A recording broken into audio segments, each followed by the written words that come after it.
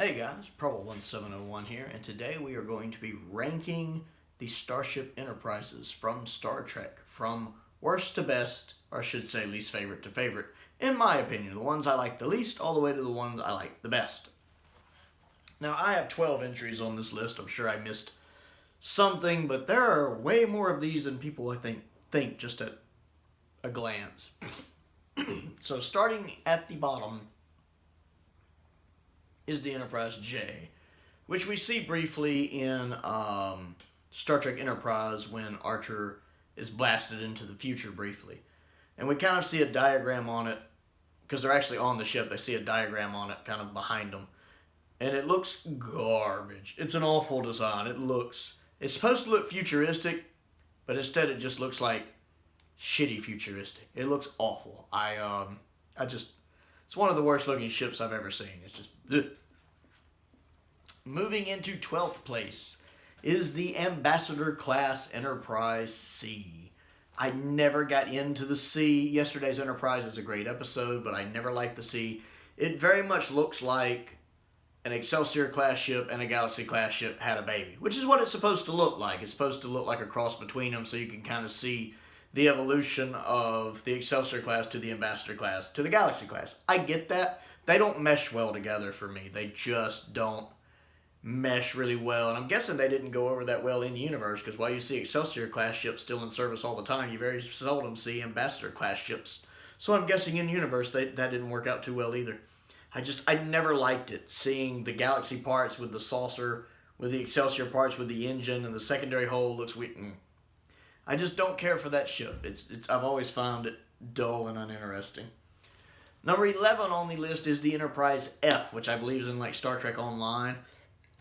I've seen pictures of it. It looks like a bloated version of the E to me. It looks like the E if it got fat and lazy. It looks like a whale. I don't care for it, the pictures I've seen of it. It's what happens when the Enterprise E lets itself go. Like, really lets itself go. I get it's supposed to be stronger and bigger, but I found it boring. Moving up to the next one, whatever place we're in at this point, is the J.J. Abrams one. It looks too much like Apple built it. I mean, it's not bad. I don't hate it, but I just don't like it. It's a little too clean looking. I don't get into the design. It doesn't feel like the Enterprise to me. It's fine, but I don't get that feeling of the Enterprise to it. I don't get that depth to it. I don't know if that's making any sense or not, but it's fine. It's an interesting update to the classic design, and it works. It's just not as interesting as I would like. It just doesn't quite fit the bill for me.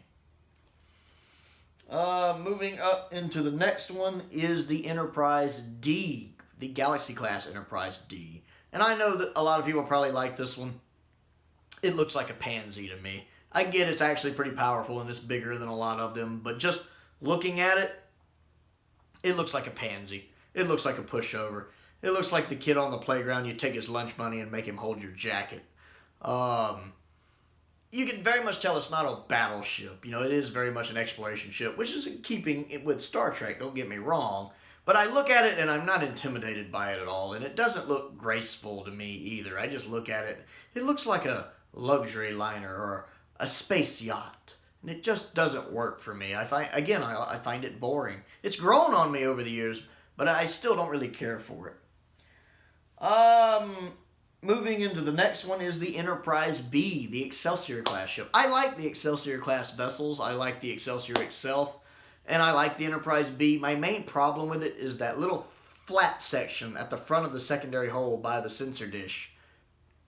How they modified it and gives it that little squash section that's like this. I don't like that, and it really bugs me. Other than that, this would be higher, because I do like the Enterprise B. One of the things I really like about Generations is that we finally got to see the Enterprise B on screen. I like some of the coloring on it. I like that the impulse engines on it, it has like bigger impulse engines than the Excelsior. Looking at the models that have been made of it, and it has this less brown, more of a bluer tone to it that I really like. It's a nice ship. I like it. Um, Next on the list is the Phase 2 Enterprise from the canceled Phase 2 series in the 70s, which is kind of a cross between the original series design and the Constitution refit design that's used in the movies. We only have pictures to go by, and it looked nice. It's a neat little halfway point. It'd be nice to have seen something to have something to kind of bridge that gap between them. And I like how it keeps some of the old series and how it has some of the movie stuff going on in it. It just, I guess, because it always looks a little off because it doesn't look completely original series and it doesn't look completely movie, and it is something that never came to fruition. It was just kind of an idea they were going to do for the Phase 2. It always looks a little odd and a little out of place, so I can never quite fully wrap my head around the idea of it. But I like the way it looks. Next on the list, I think we're in 5th place now, is the NX class Enterprise from Enterprise. I like this one. I mean, it's interesting for Enterprise because being 100 years before the original series, they have to make it still look good for a modern day audience while still looking more primitive than the original series Constitution class ship. And they pull that off pretty well. I mean, you look at it, it still looks kind of more advanced. But they go about it with it just basically being the primary hull with the engines, with it being smaller, it not having shields, it not having photon torpedoes at first, having lasers instead of phasers. The way the interior of the ship's more like a submarine. They do a really good job of that. But I do like the design. The simplicity of it works for me. And I love how in season 3 that ship just takes a beating during that Xindi arc. But it keeps going. So yeah, I like that design. It's simple but nice. It works for me as being a form of Federation Starship 100 years before a Constitution class Starship. It works. I let it get by. Number 4 on the list is the Enterprise E, Sovereign class. Now, this is a 24th century ship that looks like it's there to kick some ass. This ship looks like it was made specifically to fight the Borg. This is the ship that, I mentioned the Enterprise D earlier. This is the ship that is the bully that takes your lunch money and makes you hold his jacket. That's the Enterprise E. It looks like it's there to whoop ass. I love that ship. First Contact's still one of my favorite Star Trek movies. My second favorite Star Trek movie, actually. And even in Nemesis and Insurrection, which aren't as good as First Contact, I love watching this ship. It just looks gorgeous. I like that they went with a more hard design, a more battle-ready design. Even though technically the ship is smaller, it has less decks on it, it's battle-ready. This is the ship you want to go up against the Borg in, if you have to go up against the Borg, that is. So I have a strong fondness for the Enterprise E. Number 3 on the list is the original Constitution class Enterprise from the original series. It's iconic. I still love watching the original series, especially the updated effects version. And the ship looks great. I mean, all of the Star Trek Enterprises derive from one way or another from this basic design. And while it's a little outdated, I actually think it holds up pretty well. And I enjoyed in Trials and Tribulations when we got to see the ship in the 90s with better effects. I love the In a Mirror Darkly two-parter from Enterprise, which also has a Constitution-class vessel in it. Not the Enterprise, but a Constitution-class vessel. Seeing an original series ship with modern effects is pretty neat, and I enjoy that. It's interesting to me that all the Enterprise designs still derive from this one to one degree or another. It just goes to show what a great design this was, especially for the time. Number 2 on the list for me is the Discovery Enterprise. Now, I haven't watched Discovery. I have no urge to watch Discovery. I don't really think it looks interesting. But I do like that Starship design for the most part. My main complaint is that little slit in the nacelles where the nacelles connect to the engine. It has that little gap in it, which doesn't make any sense to me. Doesn't seem very structurally wise just to have a little slit of empty air. I don't know why they did that. That's pretty dumb. Other than that, though, I love the design of it.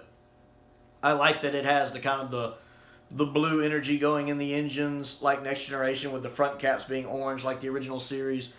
It really does look like what if the original Constitution class ship had been designed, in 2018, 2019, whenever Discovery came out. That's what it looks like, I could have seen it looking like. And I really am partial to that design. If there's ever a reason why I've been tempted to watch Discovery, it's because I just want to see more of that ship. It's not enough to make me watch Discovery. But the ship does look fantastic from all the pictures I've seen and shots I've seen of it in YouTube videos. It looks gorgeous. And my personal favorite Enterprise of all time is the Constitution class refit from the original Trek films. So the original Enterprise from Star Trek 1, 2, and 3, and the Enterprise A from 4, 5, and 6. I'm not going to differentiate between them. They're basically the same thing. I love that one. To me, that is just majestic. That's the best way to describe this Enterprise, or these two Enterprises, I should say. That body style, it just looks majestic. It looks beautiful. That is a lady right there. She looks gorgeous. I love the Constitution refit. My favorite movie scene of all time is, of course, in Star Trek 3 when they steal the Enterprise out of space dock. So that body style is in my favorite scene of all time. But two of my other top 10 favorite scenes of all time are probably when the Enterprise is battling the Bird of Prey in Star Trek 3, and then the striptease, as they call it, scene in Star Trek the Motion Picture, where you first see the Enterprise, that long reveal of the Enterprise. That's what they call it, the striptease. It's such a wonderful scene. The music there is beautiful. What would later be the Next Generation theme, that slowed down version of it when when Kirk's seeing the Enterprise for the first time. So, like, 3 of my top 10 favorite movie scenes of all time involve, a Constitution class ship. And I'm also really fond of when they first get the Enterprise A at the end of Star Trek 4. That's another wonderful scene. So I really love it. I kind of wish the engines had more of that blue glow, like we do see, like when they go to warp, it'll do it. Like you see it in Star Trek 4 when the Enterprise A goes to warp for the first time, the interior part of it lights up blue. I do like that, and I wish it did that more. But other than that, it's a flawless design. I love the nacelles. I love the primary hull, the bridge, the secondary hull where the torpedo launchers are. It's my favorite Starship design of all time.